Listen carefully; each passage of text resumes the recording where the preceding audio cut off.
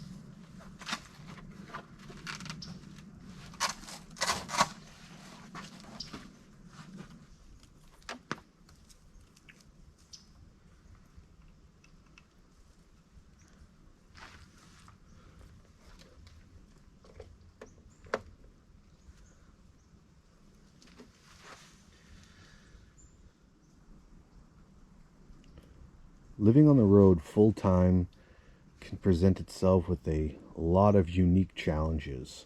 Some are just getting power, some are getting water, some is just keeping your food cold. There's a lot of different unique challenges that living on the road can present, and the one I'm going to talk to you about today is power. Power on the road, for me, it can average sometimes where I'm using a lot of power. If I have a rainy week where I'm stuck inside the camper for a long period of time, I'll use a lot of power. I'll watch a lot of TV, and I found that the setup that they gave me from the factory was very limiting. The truck itself, the rig, it came with two lead acid batteries. Now, they are deep cycle batteries, and they are 100 amp hours a piece. Now, technically, as the manufacturer states, is that you can only use half of the amount of power that truck.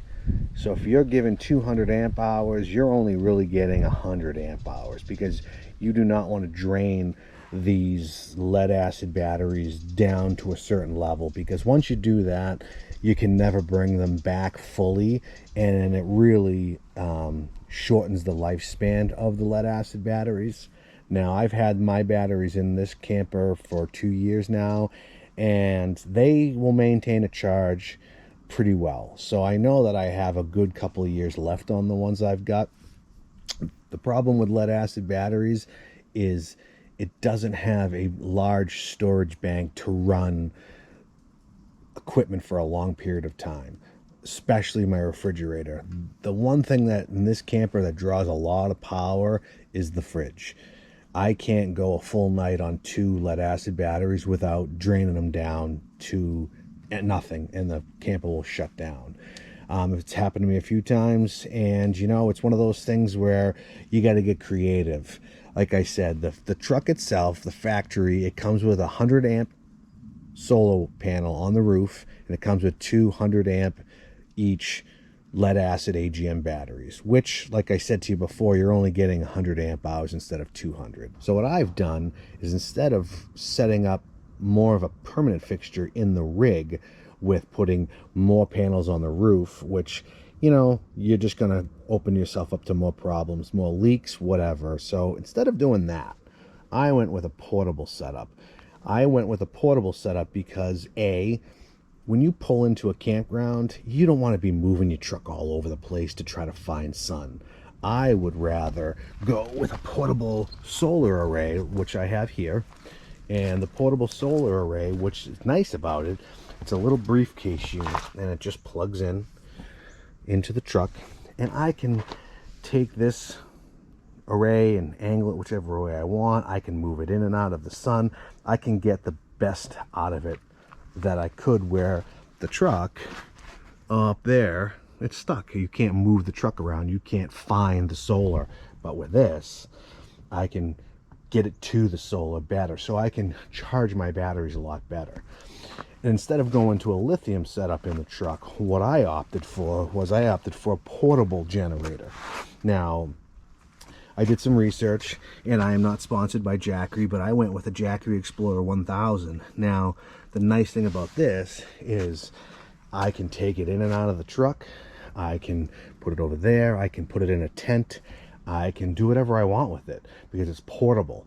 Most of the times, nine times out of 10, that thing is just sitting in the truck, and I got my TV connected to it. But I have portable solar panels, which I can move outside. I can, like, again, I can move these solar panels around. I can capture the sun. I also have just a small generator. It's been cloudy here for the past few days, so trying to get some optimum sun for the solar panels has been really difficult. So what I'll do is if I can't keep my batteries charged up, I'll fire up the generator for a couple hours. I'll top my batteries off. Now you're probably saying, like, how do I know, how do I know how much power I got? How do I know where I'm at?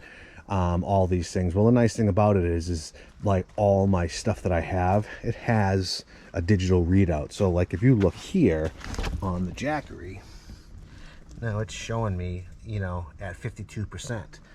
No, it's about halfway. Now we got to remember, with lithium, I can go all the way down. So I got a true 52%.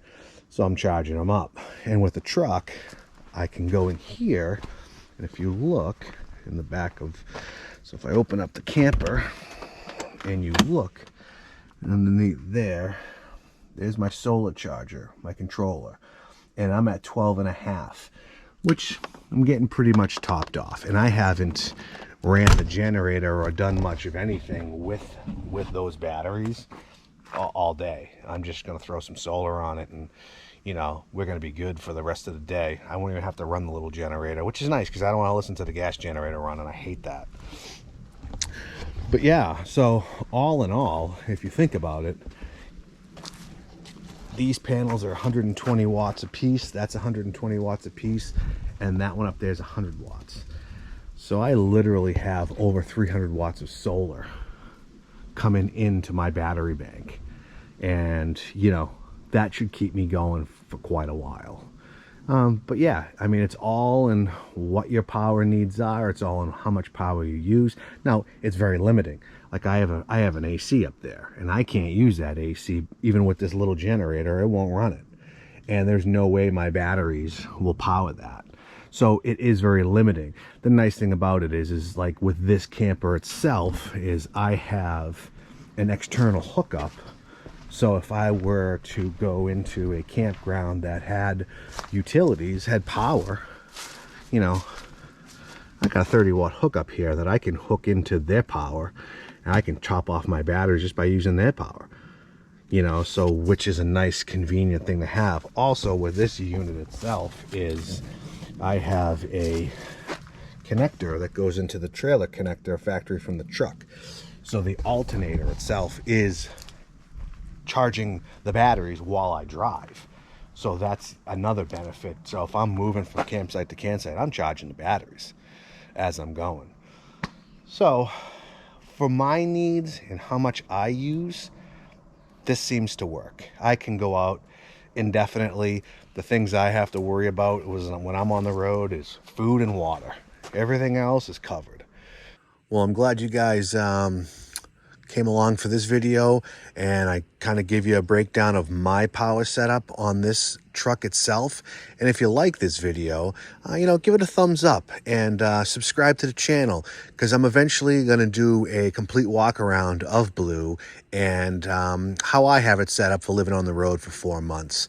So, in the big picture, just keep that horizon on your dashboard, because you know what? You never know where it's going to take you.